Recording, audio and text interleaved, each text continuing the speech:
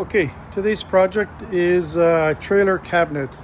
I bought this 7 by 16 foot trailer, and all of these trailers, they're all very nice and very useful, but the biggest problem is there's never any cabinetry at the front. Now, V-nose trailers, everyone has a different V-nose in it, so it's always hard to decide how to buy cabinets. So what we're going to do is I'm going to custom build a lower cabinet, and then we are going to custom build a upper cabinet. The average cabinet height is approximately 36 inches. So what I've done is I've already gone and I've already scribed a line at 36 inches from the base. The biggest problem is that when you're doing this is if you're going to use a level, you have to make sure that your trailer is 100% level. So if your trailer isn't level, then you got to mark along a 36-inch mark and then draw your lines. So 36 is the average height. I'm pretty comfortable at 36. The nice thing about building your own cabinet is that if you want to go 37, 38, you even want to do a little bit of a lower cabinet, it's all up to you. Whatever is going to be a very comfortable height. You know, we're all different heights and stuff like that. So I'm going to cut some wood, and then we'll be right back.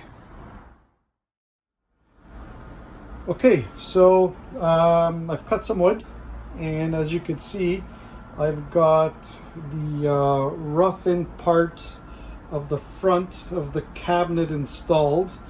Now, what you have to be careful with these trailers is that there is only a 1-inch thickness between the inside wall and the outside wall.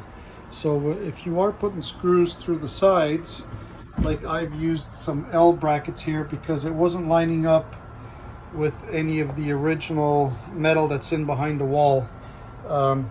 Make sure you don't use screws that are any longer than 1 inch, or else you're gonna have a surprise on the outside of the trailer, and that's really gonna piss somebody off.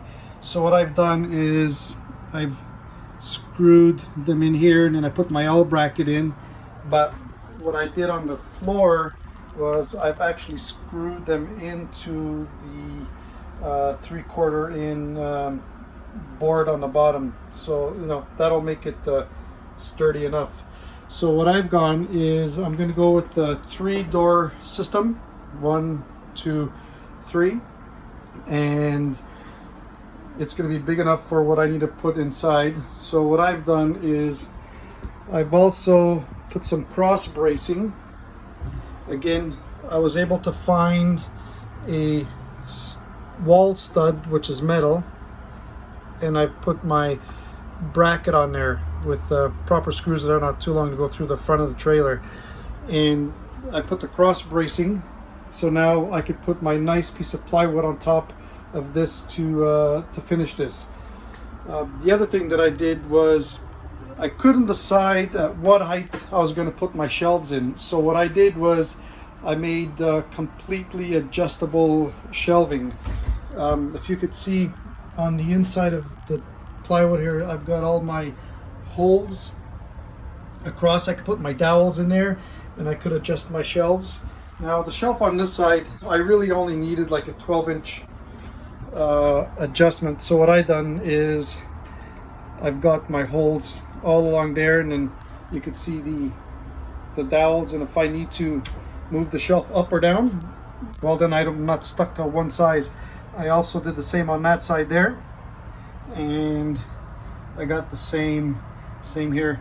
Now I stayed true to my 36-inch height, which was the line that I had originally drawn, so I'm pretty happy with that. A lot of people are going to ask, well, how do you drill those holes and how do you put a shelf up?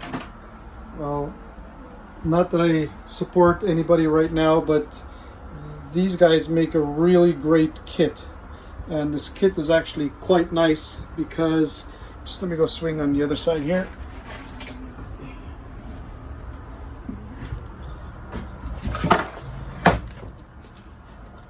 You could put this kit Hold on one sec. Alright. This kit comes complete with everything that you need for it. So you put the kit like so, and you drill your pilot holes, and then you move it, and you drill your pilot holes, etc., etc. What you have to make sure is that when you start at the bottom or whether you start at the top, doesn't really make a difference where you start. Wherever you start, you got to make sure that your measurements are the same. So my bottom measurement from here to here is the same on this side here, from here to here, because if they're not at the same height, then your shelf obviously is not going to be straight, and you know, you want a straight shelf. So that's where we are at right now. I'm still in the process of putting a couple boards in the back here, because I don't have any dowels in here. Obviously my shelf will fall down, so I got to put one board here, then I've got to put another board on the other side, because I'm going to do adjustable shelves on both sides. On this side here I'm going to actually have two shelves, so that'll be a little bit nicer. In the center I'm going to do one adjustable shelf and then one adjustable shelf. If I need to add any more shelves in the near future, at least I'll have enough holes, and I could make some more shelves with. So let me put some more bracing in, and when I do that, I'll come back. Okay, so I had showed you all the little marks for the pins, so you could put the little dowels in for you or for your shelf to adjust it up and down. So like I said, these guys make a great tool. So what I'm going to do is I'm going to show you how I started the other side, and I'm going to transfer the exact same thing over to this side over here. Okay, so as on the other side, I started off with a 2x3 on the floor, and I put my jig up against there like that, and all the holes are pre-marked, which is nice because your drill bit that they send you is designed for it with a dowel on the end so that it stops, so you don't go through the front of your trailer. So what I'm going to do is I'm going to drill the first few holes here and show you how it's done. So make sure that's tight. That's tight. You drill your first hole.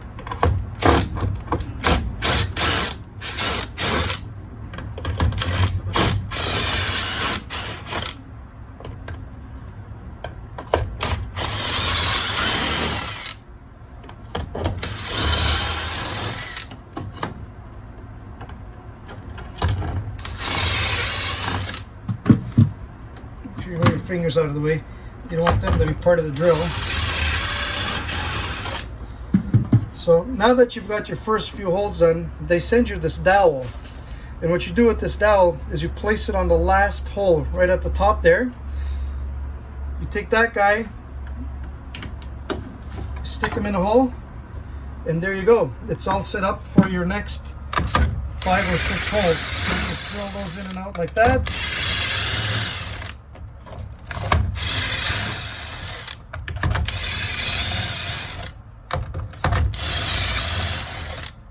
Now that those are done, pull your jig back out, grab your dowel, stick it on the top, and so forth. So what I'm going to do is I'm going to finish this off, because I have to put this piece of wood here, because obviously the trailer doesn't have enough integrity to hold all the little dowels. So what I'm going to do is I'm going to finish this off. As you can see how it goes, I'm going to go right up to the top, so I have a lot of adjustments. And then I'm going to come over to this side of the trailer here, where these other shelves are going to be, and I'm going to do the same thing. I'm going to put a wood there, put all the dowels in it, and then once that is done, I'll come back and we'll go from there. Okay, so I got all the holes put in for the adjustable shelves. As you can see, they go almost down to the bottom and then up to the top here. Now, the problem is once I start building stuff is that I get so excited, I get carried away, and I continue on and I build stuff and I forget to come back to it. I built a drawer so that I have room to put some stuff in other than just shelves, so it doesn't float around. So I'm going to pull this drawer out and I'm going to show you how I built the drawer. The one thing that you got to remember is from side to side, whatever your measurement is, just say it's 20 inches, reduce it by 1 inch, so 19 inches. So your shelf will be 19 inches wide. You want that 1 inch gap, so when you put the sliders in, it slides in perfectly, and there's no binding, there's no gaps, there's no nothing. So let me just take the shelf outside over here, and we'll go through the construction of it, which was, you know, pretty simple as well. I did do a little bit of overkill on the shelf. I did it by 3/4 plywood, but I am going to be putting quite a bit of stuff in here, so I wanted to make sure that it was going to be durable and not fold in the middle or anything like that. So basically you cut the base out of your shelf, and then you cut your sides out. Then what I did was I actually glued and screwed the sides in together. I also did that with the bottom. Now one of the biggest problems these days with wood is that wood's so cheap that it's always bowing and all of that stuff. So even this is a small piece of plywood, I did have a bit of bow in it, so by putting the screws in, it really reinforces it and squishes everything together. The sliders, you can pick up the sliders anywhere, any hardware store. There's, you know, variety of sliders from $10 to $40. You know, it all depends on how much money you want to spend. So that's basically the shelf. I made it 6 inches high with a 1x6 inside, and when you put it into place, it just fits in there nice. Try to get this in here while holding the phone at the same time. So, as you can see, everything slides in there. There's a really nice gap in there. There's a nice gap in there so that there's no binding. So now that that is done, we obviously constructed this out of 2x3s. You know, it's not really a nice finish. So what I'm going to do is I'm actually going to finish it in pine. I've got some pine boards here, and I'm going to clad the front of it to give it that really nice finish. Now, I haven't really decided whether I'm going to paint it, stain it, or what I'm going to do. The one thing I am going to try to do is when I do all my joints is that I'm going to try to make them as tight as possible, so that if I decide not to paint it, then it'll kind of just match the rest of the trailer, instead of having this white cabinet or stained cabinet, or, you know, whatever color you decide to do. When I get to the top, I will, however, put a clear coat on it, just in case I spill anything on it, doesn't get into the wood or stain the wood or anything like that. So let me get started on the cladding of the exterior part here, to do have the nice finish on here, and then we'll come back.